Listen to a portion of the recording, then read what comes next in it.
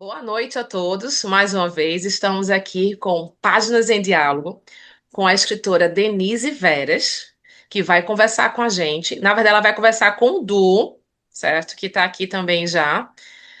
Eita, peraí que meu filho.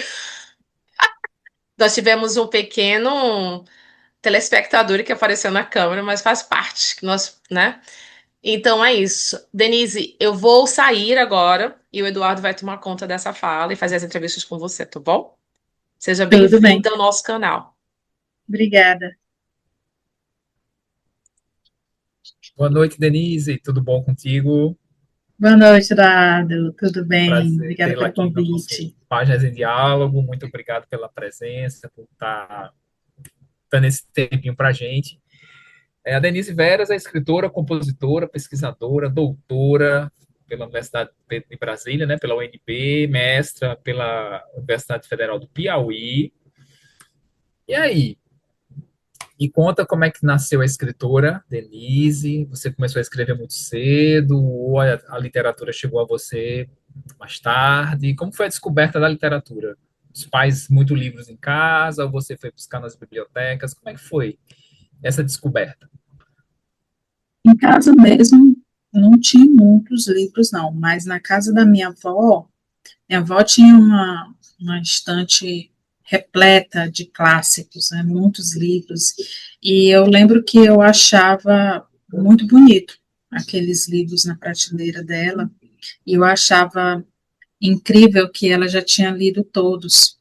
Eita, E eventualmente eu chegava, ela estava lendo, né? Ela gostava muito de ler, minha avó ela gostava muito de ler e gostava muito de palavras cruzadas, eram duas coisas que ela fazia muito. E eu tenho uma lembrança muito nítida dela lendo e dela jogando que fala, palavras cruzadas. Então eu tenho essa referência, né, da minha avó. Mas eu não comecei a escrever depois de adulta, não. Já foi criança mesmo, porque eu tinha, na minha escola, a gente tinha uma brincadeira que era trocar textos. Foi assim que nasceu o meu primeiro livro. Foi uma dessas histórias que ela era um pouco maior do que as outras. Eu fiz um livrinho bem artesanal, sabe? Daquele tipo que a gente faz com grampeador mesmo, eita, ilustrado. E eu me lembro que a minha mãe mandou fazer cópia desses livros, né? Esse protótipo que eu fiz. Ela fez cópias e distribuiu para a família e colocou na biblioteca da escola. E eu me lembro que eu me senti assim muito importante, me senti naquele momento eu me senti uma escritora. Acho que para mim o marco que me definiu como escritora foi aquele, eita. porque esse gesto de ter livros na biblioteca e saber que meus colegas estavam lendo, apesar de ser assim, era papel mesmo, sabe? Aí Isso, tua mãe fez um livrinho artesanal. isso, ela Legal. dobrou. Na verdade, ela não, quem fez fui eu.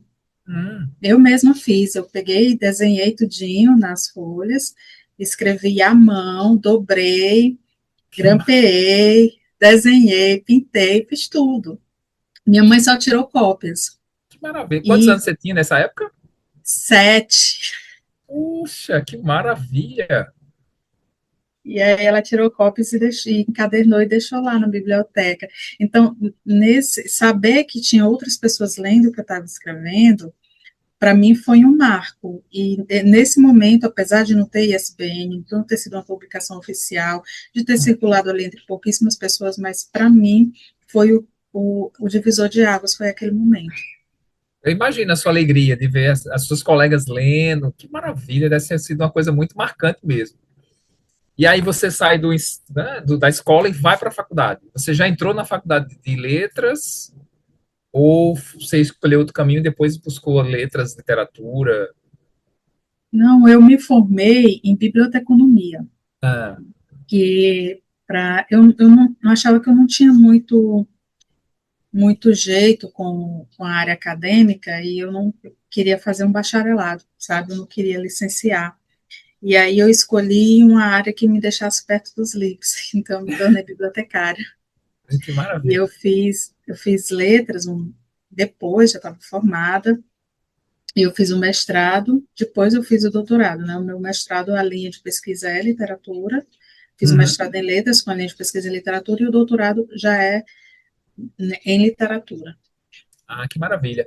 E aí, quando é que sai o seu. Aliás, eu queria trazer um detalhezinho. Eu descobri que você tinha um zine na faculdade, não é isso? Você... Tinha. Como foi a experiência do zine lá? Que... Muito bacana o zine, que até hoje caiu mais de moda, né? O pessoal não usa tanto zine, mas houve uma época nos anos 80, 90, que os zines eram muito, muito, muito publicados nas universidades, nas rodas de música, essas coisas. Eu acho que hoje a gente tem essas plataformas, as mídias digitais, então isso facilita mais a troca, a comunicação. Na minha época, a gente ainda chamava fanzine, hoje em dia chama de zine, né? Deu aí Zine, uma reduzida no nome. A gente chamava fanzine nessa época. Era uma maneira de você, sobretudo na década de 80, era uma maneira de você alcançar mais pessoas. uhum. Essa geração mimeógrafo, né, tirava a cópia ali, ainda era aquela cópia com cheiro de álcool, Cheiro, aquela cópia cheiro com de cheiro de álcool. carbono, É, e o maravilhoso. álcool junto que vinha daquela maquininha, Uhum. para alcançar mais pessoas. Mas hoje a coisa perdeu um pouco do sentido, porque a gente tem aí as redes sociais, até mesmo os blogs, que naquela época, no início dos anos 2000, já estavam muito em alta, muito em voga, os blogs, Sim, as pessoas que escreviam e divulgavam verdade. em blogs. Hoje em dia também não tem muito mais. O que você ainda tem um pouco de força, que você ainda vê um pouco de força, é naquela rede o Substack, que não é um blog. Né? Eu não considero o Substack um blog, ele é uma rede social de escritores. Então, como eu dizia, as redes sociais, elas acabaram afastando um pouco a, a necessidade de produzir esse tipo de meio, esse tipo de arte, né, que era o fanzine. Mas a minha experiência foi uma experiência ótima, que eu fiz na universidade, fazia ali com alguns colegas que também produziam, que também eram escritores, eram poetas, e aí eu pegava esse material, desenhava também, eu sempre gostei de fazer, apesar de não saber desenhar, desenhar muito mal, mas eu Sim, gostava, e massa. fazia ali mesmo com tudo muito artesanal, tirava cópia, xerox mesmo, e distribuía dentro da universidade, para a galera ter acesso ao que a gente estava produzindo. Ah, que maravilha. E aí vem o seu primeiro romance, aliás, é um romance, né? A Face Atravessada no Espelho. Não, A Passa Atravessada no Espelho é um livro de crônicas barra contos. Eu não Ah, sei tá. dizer exatamente o que é, porque ele ganhou um prêmio Sim, de sim. crônicas, na categoria crônicas, e também foi premiado na categoria contos. Então, ele está ali transitando Ele entre não, dois mundos. ele não cabe na caixinha. Não, Ele transita livremente. Que maravilha. E aí transita você livremente. ganhou o prêmio e foi finalista também do Loba Festival, né? Sim, eu fui sempre Conheci finalista do Lobo Festival no ano de 2024 e no ano de 2025. Em 2025 2024, com o Ventre da Medusa. não, Crônicas de uma Mãe Sacrificada, Sim, sim, que foi que meu também segundo é livro. contos. Não, Crônicas de uma Mãe Sacrificada também é um gênero bastante atípico. Ele tem prosa e tem poemas. Tanto que Eita, ele entrou na. É bem misturado. Eu me recuso a caber nas caixinhas. maravilha, é ótimo isso. Essas caixinhas nos Mas, prendem. sim, elas nos limitam, elas nos engessam. Mas eu me lembro que ele concorreu na categoria de não ficção. Sim. Ele entrou nessa categoria de não ficção, Uhum. mas ele tem ali prosa e tem poesia também. Ah, que maravilha. Aí, antes de a gente chegar no ventre da medusa, eu queria saber de você sobre essas questões que você levanta, são tão importantes hoje, cara, para as mulheres, como maternidade, como violência, que a gente vê hoje, uma violência tão banalizada e até, como é que eu digo, naturalizada, né? Como é que você vê esse seu trabalho sobre esses temas, assim, principalmente sobre a maternidade, que parece que a mulher que não quer ser mãe, ela é julgada, ela é, né, condenada, e parece que você tem a obrigação de ser mãe. Como é que você trabalha esse tema A gente tão chama isso difícil? A gente chama isso de maternidade compulsória, não é? Que é É, a obrigação que a sociedade quer te impor de, porque você tem útero, você tem que reproduzir. Eduardo, essa questão, ela é bastante complexa, porque nós vivemos um momento de muita militância. E sim, o que acontece? É, tudo que é excessivo, ele acaba, em muitos momentos, destoando. O que eu quero dizer com isso é que a gente saiu aí de um governo que pegou muito no pé dessas minorias, e quando eu digo minorias, a mulher se inclui, apesar de nós sermos maioria, sim. e a gente acaba numa situação bastante complexa. Eu vou trazer aqui uma fala da Jamila Ribeiro. Jamila Ribeiro, ela é questionada, já foi questionada mais de uma vez, e por que você fala tanto nisso? Sabe, essa pauta já está abusada, já abusamos de mulheres negras, por que você fala e repete tanto isso? Eu falo tanto e repito tanto sobre isso, porque nós ainda precisamos falar disso. E quando eu digo que a militância ela pode incorrer em excessos, é justamente nesse tipo de fala, nesse tipo de atravessamento que nós somos vítimas, porque nós estamos falando sobre aquilo ali, a gente não pode mais falar sobre aquilo ali porque só se fala nisso. Porque agora os prêmios só premiam pessoas que estão nas cotas, sabe? Há esse encaixotamento, e eu falei aqui, o meu início da minha fala foi exatamente contra isso, eu sou contra esse engessamento, porque eu acredito que nós somos multi. Mas respondendo a tua pergunta de forma mais direta, como é que é escrever sobre isso? É complexo, porque, de novo, a gente encontra resistência. Poxa vida, só fala disso, só fala de mulher agora, tudo é mulher, tudo é mulher, tudo é mulher, tudo é mãe, sabe? Mas sim, tudo é mulher, e tudo é mãe, tudo é negro, e tudo é indígena, e tudo é quilombola, e tudo é cigano, sim, porque a gente ainda precisa falar sobre isso, nós ainda precisamos falar sobre isso, os índices de feminicídio estão altíssimos, eu estava vendo uma matéria, acho que 15 mulheres mortas por dia, uma coisa assim, os índices são alarmantes. E por que nós não precisamos falar mais sobre isso? Porque as pessoas estão abusadinhas desse assunto, É verdade. sabe? Então, é um lugar bastante delicado, porque é trazer um assunto que ainda precisa ser falado, que ainda precisa ser defendido, que ainda precisa ser lembrado, uma ferida que precisa, sim, ser constantemente cutucada para que ela sangre, para que a gente veja que ela existe. Eu me sinto bastante desconfortável em muitos momentos, mas é um desconforto que é um desconforto bom, porque a literatura ela não é para confortar, a literatura é para incomodar. A função da literatura é incomodar. Da literatura não, da arte. A Sim. função da arte, eu venho aqui trazendo uma frase do Glauber Rocha. Glauber Rocha ele dizia isso: a função da arte é violentar. E é isso, é incomodar, é fazer a gente refletir, é fazer a gente questionar, sair do lugar comum e começar a nos questionar sobre o que está acontecendo à nossa volta. Ah, perfeito. Eu acho que a sua fala retrata muito o nosso momento, que aqui na Paraíba, toda semana a gente assiste o jornal e, invariavelmente, dia sim, dia não, tem um feminicídio. Tem a notícia de um feminicídio.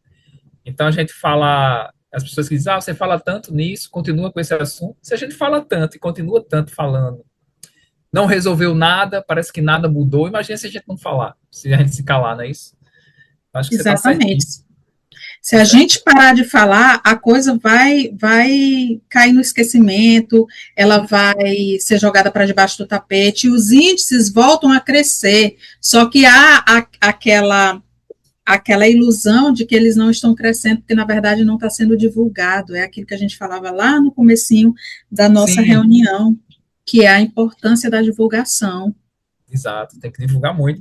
E eu concordo com você e com o Glauber, né? Eu acho que a arte tem que incomodar.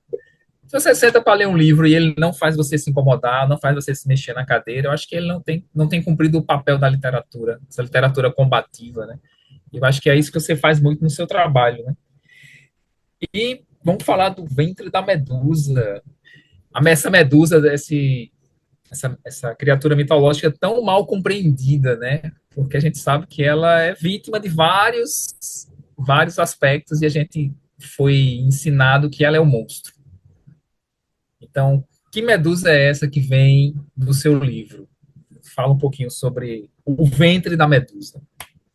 Medusa somos nós, mulheres. As mulheres que, em muitos momentos, elas são vítimas, e depois que elas são vítimas, elas são demonizadas. A Medusa é aquela mulher que é estuprada, que é violentada, e depois é acusada de ter sido a responsável pela violência que ela sofreu. A Medusa, ela é essa figura que eu trouxe nesse livro com o objetivo exatamente de representar, porque a literatura é isso, a literatura é representação, o lugar que a mulher ocupa na sociedade. O livro ele é dividido em duas partes. Na primeira parte, as minhas personagens elas são apresentadas como vilãs, como malévolas, horríveis, demoníacas, figuras demoníacas, porque é assim que nós conhecemos a Medusa. A Medusa chega a nós como aquela criatura que odeia homens, que transforma todos que olham para ela em pedra. Ela é realmente um demônio. Ela se transformou numa górgona. É assim que ela chega até nós. A segunda parte, eu trago as mulheres enquanto vítimas, que é, na verdade, o que a Medusa foi. No início da vida dela, ela foi uma sacerdotisa do templo de Atena, ela foi uma mulher muito bonita, uma mulher que só queria fazer o trabalho dela dentro do templo. Ela era uma sacerdotisa, ela adorava, ela amava a deusa que não a defendeu. Olha só, a gente vê aí uma falta de sororidade, porque Atena, apesar de ser uma deusa, de ser uma divindade, mas é uma divindade feminina. Então, foi uma personagem que ela sofreu violência física, violência, falta de sororidade aí por parte de Atena. Ela sofreu violência espiritual depois, porque ela se torna um monstro. Ela sofreu violência psicológica. Ela sofreu de violência sexual. Depois a violência física por parte de Perseu, que vem e corta a cabeça dela. Então é uma personagem que ela representa bem nós, mulheres, enquanto toda a nossa vida. Eu tenho sérias desconfianças, Eduardo, de uma mulher que diz que não sofreu nenhum tipo de violência que estivesse relacionado ao fato dela ser mulher durante a vida dela. E eu estou falando isso de um lugar de alguém que já viu. Eu já vi mulheres dizer, eu nunca passei por isso. Isso nunca aconteceu comigo. Das duas, uma. Ou essa pessoa mente descaradamente, ou ela vive numa bolha e ela não enxerga o que está acontecendo com ela. Porque isso acontece. Isso acontece da mulher ser vítima de violência, ser vítima de assédio, de abuso, e não perceber. Naturalizar. Isso está tão, como você falou, tão naturalizado na nossa sociedade que talvez uma violência que ela sofra, ela entende como algo natural, como talvez uma cantada, uma importunação sexual numa festa, alguma coisa assim, ela acha que aquilo é natural e não se entende como uma violência, talvez isso. Exatamente.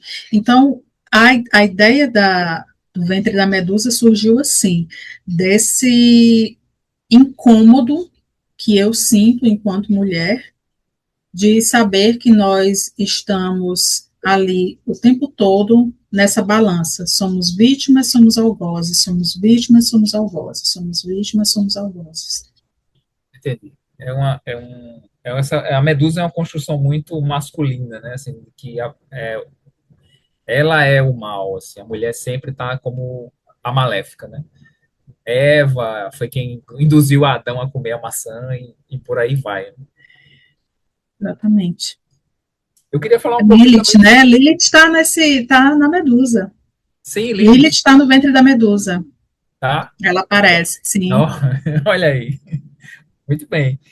Eu queria falar sobre os prêmios para mulheres como Loba, que você participa. Como é que você vê a importância desses prêmios que incentivam mulheres a escrever, nesse universo tão masculino que é a literatura? Que a gente vê só o clássico é mais masculino do que feminino.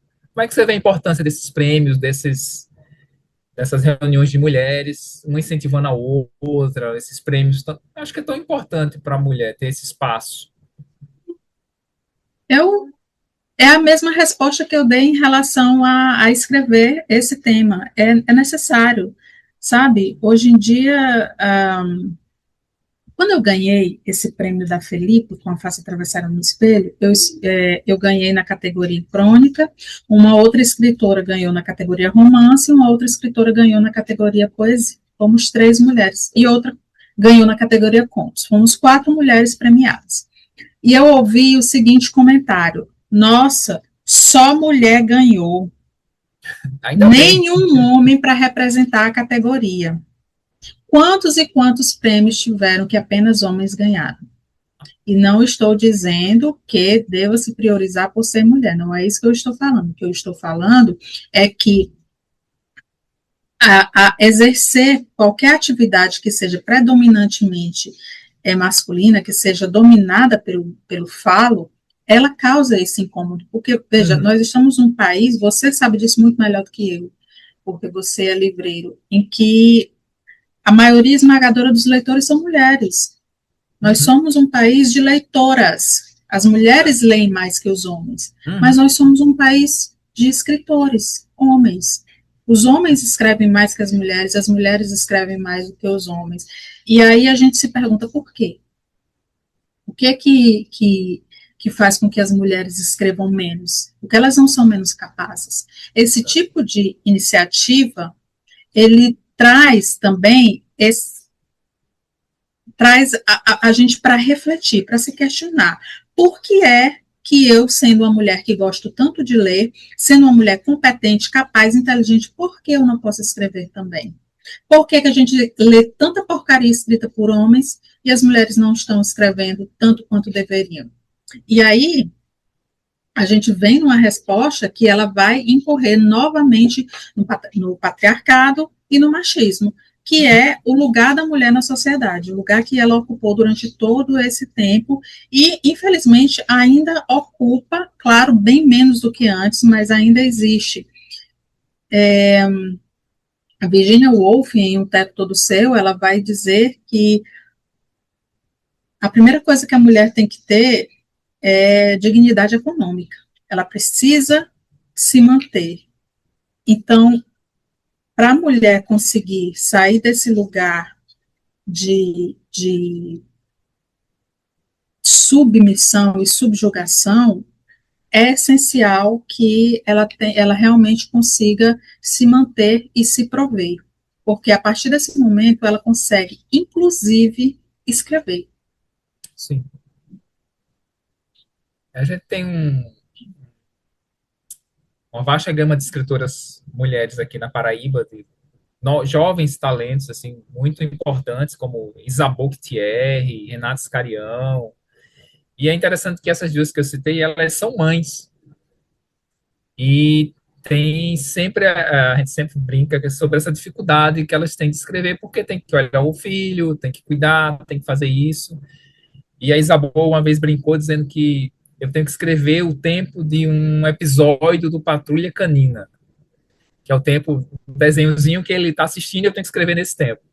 Então, isso que você fala é muito importante. A mulher precisa de o espaço dela, precisa estar independente, precisa ter a sua independência financeira e sua independência para escrever, né? Isso é muito importante, isso que você traz. É muito difícil hoje para a mulher. Sim, já foi mais difícil ainda, né? Você falou aí que ela disse que precisa escrever entre um episódio e outro de Patrulha Canina. A questão econômica é tão importante que até assim, se eu consigo pagar uma babá, eu posso escrever durante todos os episódios de Patrulha Canina, porque a babá está cuidando dele enquanto eu estou trabalhando, sem depender do meu companheiro, porque existem muitas mulheres que são mães solo. Não é o meu caso, mas existem muitas. Então, eu enxergo a questão econômica como um fator assim essencial nessa equação. Uhum. E esse fator econômico foi muito usado pelos homens, né? Principalmente no tempo de Virginia Woolf, né, que ela vivia nesse problema, né? De ter de você ser mantida pelo marido, você não poder trabalhar e ter que tomar conta da casa, tomar conta dos filhos, que hora escreve, não escreve, e muitas mulheres tiveram que escrever com pseudônimo masculino, né, para poder ter seu livro publicado, ter seu livro lido, inclusive, que os homens não gostavam de ler. Mulheres, é muito complicado isso, né? Então, vamos falar agora sobre o seu processo criativo. Você é uma escritora que tem hora, tem lugar. Quando você escreve seus contos, suas crônicas já tem tudo na cabeça, ou as crônicas e contos vão surgindo pelo caminho, vão ganhando vida própria, ou você já tem tudo arquitetado? Como é que tu escreve? Me conta. Engraçado, Eduardo, essa pergunta, porque, assim, eu acredito muito que a escrita, ela é um ofício. E você, enquanto jornalista, você sabe, se te encomendam um artigo, você faz, o tempo é curto, mas você tem que fazer, você É tem que verdade. escrever. Então, a literatura, ela também é ofício.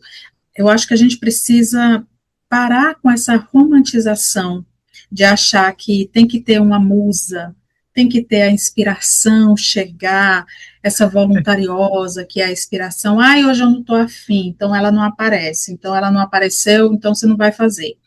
Sabe, se um belo dia o teu chefe te encomendar um artigo e você disser, ai, não, hoje eu não estou inspirado, você perde seu emprego. Não As coisas entregue, são não, assim. não entregue no prazo para você ver, né? E não entregue no prazo, não, sabe? O Dostoiévski está aí para provar isso, que a escrita é um ofício, sim, ela tem hora marcada, sim, o cérebro da gente é um músculo, e como um músculo você faz para colocar o bumbum na nuca, sabe? Fazendo lá o exercíciozinho, assim como a gente malha o braço, a gente malha o cérebro também. O cérebro da gente, ele é muito moldável e adaptável. Se eu ensino para o meu cérebro que quando eu me deito na cama, eu vou dormir, se eu não uso o computador na cama, se eu não uso o celular na cama, se eu não fico deitada na cama para fazer outras coisas que não seja dormir, na hora que eu me deitar na minha cama, automaticamente o meu corpo vai relaxar. E eu vou entrar em estado de sono com mais facilidade. Então, se eu ensino para o meu cérebro que quando eu sentar nesta cadeira e abrir este computador, eu vou trabalhar e eu vou escrever, ele vai aprender que eu vou escrever. Claro que eu sofro com essa questão da inspiração. Se eu disser que não, eu estaria mentindo. Mas, assim, eu procuro me educar. No dia que eu digo que eu vou, agora eu vou escrever. Agora mesmo eu estou com um problema seríssimo com um texto que eu preciso colocar num outro livro meu, que também vai sair para a Urutal, uma novela, que não Que é o Ventre da maravilha. Medusa, né? O Ventre da Oh, Medusa já foi publicado, é uma novela, e eu estou aí às voltas com um texto que tem que aparecer. Eu disse, olha, eu tenho até data tal para entregar esse material, esse texto tem que estar pronto até lá. Então, olha, se vira, tem que sair. senta e escreve. Mas eu tenho momentos em que a tal da inspiração, ela vem, sabe? E eu sento, e as palavras saem com mais facilidade. Quando, sim, elas fluem, isso acontece. Mas, assim, normalmente, quando eu não estou muito na vibe de escrever, eu vou revisar, eu vou ler. Então, Denise, voltando, você fala falando do processo criativo, de que quando a inspiração não vem, você vai ler. E É, aproveitando esse gancho, o que é que você anda lendo, o que te influencia, o que você leu? Que autores te influenciaram mais, assim? Desde os clássicos até os que você lê, os seus contemporâneos aí do Piauí, que eu sei que o Piauí tem muita coisa bacana. O que é que tem você muita leu coisa aí que te boa. influenciou mais? Quem é esses autores que transpassam a tua obra? Annie Arnaud, com certeza. Annie Arnaud, ela é Aham. uma referência para mim. Eu gosto muito da escrita da Anne Arnaud, porque a Anne Arnaud ela tem duas coisas que eu considero assim simplesmente fenomenais. A Anne Arnaud, ela escreve fácil, qualquer pessoa consegue entender o que ela está dizendo. Eu acho isso simplesmente de uma humildade. Eu acho isso lindo. Eu odeio verborragia. Eu detesto texto difícil, sabe? Eu não acho que você precise escrever difícil. Eu acho que é completamente desnecessário. Então, eu detesto textos com aquela pegada secular, com aqueles termos antigos, com aquela vibe assim de academicismo. Eu não gosto. Então, uma coisa que eu gosto na Annie Ernaux é o escrever dela, que é uma escrita simples, porém não simplória. Ela é simples, mas ela não é simplória, ela é muito densa. E a outra coisa que eu gosto nela é que ela é sucinta. Outra coisa que eu detesto, gente, é horrível o que eu vou dizer agora, mas eu detesto livro grande. Eu não gosto. Você sabe por quê? Eu acho que ninguém tem tanto a dizer. Eita, vai criar uma polêmica, viu? Vou criar uma polêmica, eu sei, mas eu realmente penso isso. Você sabe que teve uma entrevista do Roberto Bolanhos que perguntaram para ele assim: o que você acha de 100 anos de solidão? Sabe o que ele respondeu? Que poderiam ter sido 50. Mas Bolano tem livros gigantes, o 2666, o Detetive Selvagem são 2 calhamaços, assim. Tem, assim, é uma coisa minha, mas eu não gosto desses calhamaços porque, na maioria das vezes, eles são muito descritivos e eles são prolixos e eu acho isso desnecessário, sabe? Eu acho que a escrita, para mim, o que me pega enquanto leitora, eu não estou dizendo que isso é que é bom, nem que isso é que é certo. Existem excelentes leituras grandes, o livro que eu digo que ele se sustenta sozinho. Eu estou mesmo com um exemplo aqui, eu vou começar a ler agora mesmo, Água Fresca para as Flores. Ah, maravilha! É de uma francesa, né, a Valérie Perrin. Eu gosto muito de literatura francesa, então eu vou começar a ler. É um livrão, né, tem quase 500 páginas, mas o fato de eu não gostar muito não quer dizer que eu não leia e nem que eu não enxergue as qualidades. Não é isso que eu estou dizendo. Eu estou falando das minhas preferências enquanto leitora. Eu realmente não sinto... É muito difícil a leitura me pegar, eu conseguir engatar quando ela é muito complexa. Quando ela é muito grande, porque normalmente há excesso de descrição, há excesso de verborragia, há excesso de repetição, sabe? Normalmente tem isso. E o que eu gosto na Annie Ernaux também é essa pegada a literatura direta, dela né? Ela é direta, ela é objetiva. Mas eu tenho uma suspeita, Eduardo. Eu suspeito que a minha preferência por escritores mais objetivos, mais diretos, com essa pegada menos cheia de firulas, eu suspeito que tem a ver com a minha condição. Eu sou uma mulher autista. Então, quem está, né, no espectro, se vocês tiverem pessoas próximas, vocês devem saber, a gente tem realmente uma limitação nesse aspecto, no excesso, sabe? Quando começa a embromar demais, a gente começa a se repetir demais, né? Isso daí é uma suspeita minha. Outra escritora que eu gosto muito é a Lígia Fagundes Telles. Eu gosto muito como a Lígia desenvolve as personagens dela. Maravilhosa. Eu acho que as personagens da Lígia são personagens que têm a construção psicológica muito bem formulada. Então, isso me agrada bastante. Deixe-me ver quem mais. Eu gosto muito de Milan Kundera. Maravilhoso. Milan Kundera é um dos meus escritores preferidos. E, na verdade, o livro dele que eu mais gosto nem é o mais famosinho. Na verdade, eu acho que é o que eu mais gosto porque marcou mesmo a fase da minha vida, que é o livro do Riso e do Esquecimento, é um livro de contos. E é nesse livro que tem um trecho que ele fala da Litost, não sei se você recorda desse termo. O Milan Kundera, nesse livro, ele tem um conto que ele fala da Litost. A Litost é uma expressão tcheca que seria traduzida para o português, é uma expressão tcheca que é como a saudade.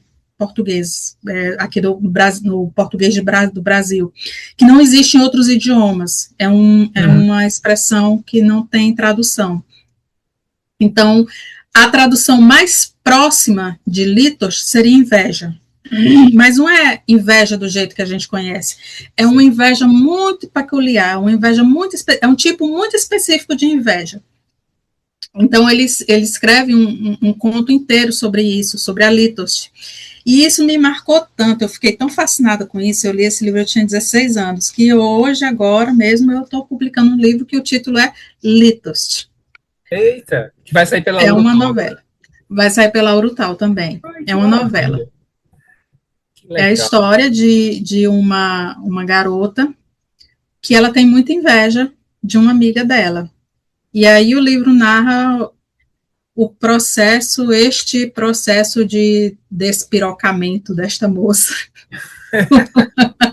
de tanta inveja que ela sente pela amiga.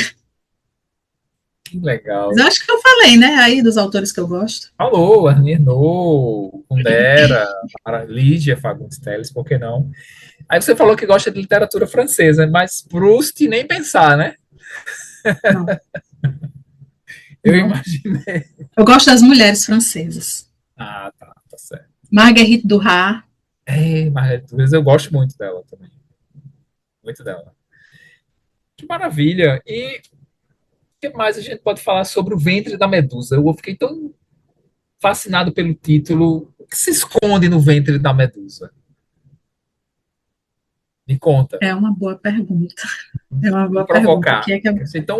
Eu achei o título tão profundo e quando a gente vai buscar a história da Medusa, que a gente cai nesse senso comum que ela é o mal, né, como você já falou. Mas quando a gente busca a história dela, a gente vê que, na verdade, ela foi a vítima da história. Então, achei muito profundo esse seu título. Assim, eu achei de uma escolha muito acertada, muito bonito. E me conta, o que é que está no ventre da Medusa? Eu acho que o que está no ventre da Medusa é reconstrução, sabe? É uma tentativa de se reerguer depois de uma violência severa, depois de muitas violências, porque é isso pelo que nós mulheres passamos. Desde microviolências que acontecem todos os dias. E sabe uma microviolência que uma mulher que não seja uma mulher que não tenha letramento feminista, aliás, uma mulher que não tenha esse letramento social, ela não perceberia que se tratou de uma microviolência pela qual eu passei. Olha as minhas unhas. Um dia, eu cheguei no meu trabalho e eu não estava com as unhas assim, arrumadas. E o meu chefe viu e disse assim, por que as suas unhas não estão feitas? Você tem que arrumar as unhas. Nossa. E eu fiquei... Aquilo me pegou de chofre, sabe? E eu fiquei me perguntando, será que ele faz essa observação para os homens? Para os servidores, para os meus colegas do sexo masculino? No dia que eu cheguei sem estar maquiada, que ele observou, você não se maquiou hoje. Eu nunca vi ele falando para os meus colegas, os meninos, para os homens, que eles não estavam com a barba feita. Sei lá, eles podiam até aparecer com a calça mijada, será que ele ia falar alguma coisa? Bem difícil. É difícil. Então, o que a Medusa carrega no ventre é essa necessidade de se reerguer, sabe? Depois de pequenas violências pelas quais a gente passa todos os dias, ou quase todos os dias, dependendo de onde você viva, até as maiores, até as mais graves, até um abuso sexual, um estupro, uma violência física, uma agressão, tudo que pelo qual a gente passa é a necessidade de se reconstruir, porque muitas vezes tem outras pessoas que dependem da gente, tem os nossos filhos, tem os nossos pais idosos, tem os nossos irmãos, E a mulher, ela carrega esse fardo do cuidar. Muitas vezes a gente quer se manter firme, não é pela gente, é por quem a gente precisa nutrir. É verdade. E essa questão do ela aguenta, né? Eu acho Ela isso aguenta. outra violência contra a mulher, né? Porque você talvez não aguente mesmo, e qual é o problema? Né? É o problema de não aguentar. Qual é o problema? Não é que ela aguente, ela aguenta, não é bem assim, não. Denise, só tenho a lhe agradecer, foi um papo muito bacana. Eu acho que esse tema que perpassa seus livros da violência, da mulher, da memória, eu acho que tudo isso é muito importante e, assim, a gente não deve parar de falar, porque acham que a gente fala demais. Então, acho que continue, louco para ler o seu novo livro e continue a falar. Eu acho que a sua voz é muito importante nesse momento, a sua voz é muito ativa. E, assim, para mim foi um prazer conhecer você pessoalmente, assim, nesse pessoalmente virtual. E a sua fala é muito forte. Amei a sua fala. Eu acho que é uma entrevista que todos devem assistir, porque o caminho está aí. É o caminho da luta, é o caminho do enfrentamento. Então, eu te agradeço demais, demais, demais, demais. Viu? Muito E eu que agradecido. agradeço, Eduardo e Nélida, agradeço o convite. Eu sempre gosto muito desses momentos, principalmente eu perguntei para a Nélida hoje, é ao vivo? Ela disse, não, é gravado. É gravado. Eu acho melhor, porque a gente pode passar para as pessoas depois. Sim. Então, Denise, É, assim, eu fiquei impactada, assim, ó, nossa, foi muito bom a sua fala. Tudo que você conversou sobre o fardo do cuidar, né? Porque, assim, acreditar que a mulher pode e deve levar nas costas todos os afazeres de casa, e mais o trabalho externo, e mais o cuidado de todo mundo, né? Isso é uma obrigação que ficou por gerações, né? E quantas ainda hoje carregam esse fardo, né? E vivem em suas famílias com esse peso, na verdade, né? E ninguém percebe porque ela aguenta, sabe? Ninguém ajuda, ninguém. Sabe o que acontece em alguns casos, sabe, Denise? Assim, a mulher não tem tempo nem de fazer uma terapia, porque ela procura ajudar os outros. Ela muitas vezes olha o filho que precisa de uma terapia, ou o marido que precisa, ou a mãe, a irmã, e ela esquece dela, Quem cuida de quem né? cuida. Pois é, então assim, quem cuida de quem cuida. Pois é, então assim, é muito difícil, né? Eu amo ser mulher, então assim, eu acho que eu sei o quanto eu sou forte, e assim, eu não precisaria nascer homem para para dizer assim, eu sou forte, porque eu sou forte sim, certo? Eu sou Você sabe que forte. aqui no Piauí a gente tinha uma figura na década de, acho que na década de 90, anos, não, anos 2000, iníciozinho dos anos 2000, a gente tinha uma figura, uma cantora aqui no Piauí, que eu acho que hoje ela é uma cantora gospel. Eu não sei como é que está a carreira dela, mas eu gostava muito dela, chamava Stephanie Absoluta. Não sei se vocês chegaram, chegaram a ver. E, assim, é o episódio mais famoso daquele programa Esquadrão da Moda, sabe aquele programa Esquadrão da Moda? O ah, episódio mais famoso foi com ela, porque as pessoas tentavam mudar a roupa dela, e ela dizia assim, mas eu sou linda, eu tô ótima, assim, eu não quero cortar o meu cabelo, eu não quero pintar o meu cabelo, porque eu sou absoluta. Eu achava a fala dessa menina, é uma menina, só tinha 18 anos, eu achava aquilo de uma ousadia, de uma coragem, sabe? E as pessoas riam dela, as pessoas faziam chacota, as pessoas faziam deboche. Eu dizia, vocês estão rindo de quê? Essa moça é autêntica, ela é corajosa, ela é aguerrida, sabe? E eu acho que é disso que a gente precisa. É como você está dizendo, você não precisa nascer homem para saber que você é forte. Não, não precisa, não. E assim, essa questão da identidade, né? De você se descobrir, você se conhecer, você saber quem você é muito importante. É você abalar o emocional de uma pessoa, ao ponto dela se achar feia, não se achar inteligente o suficiente, sabe? Achar que ela não é capaz. eu, eu soube de um caso, assim, na verdade, esse caso acontece todos os dias com um monte de gente, um monte de mulheres. Ela sofreu um abuso. E quando ela falou a respeito, a primeira coisa que perguntaram para ela foi: por que você não fez nada? Por que você não reagiu? Quer dizer, a gente tem uma mulher que está relatando um abuso e ela é culpabilizada pelo abuso pelo qual ela passou, porque ela não fez nada. Porque assim como o luto, um assédio, ele pode provocar muitas reações. Dentre elas, o choque.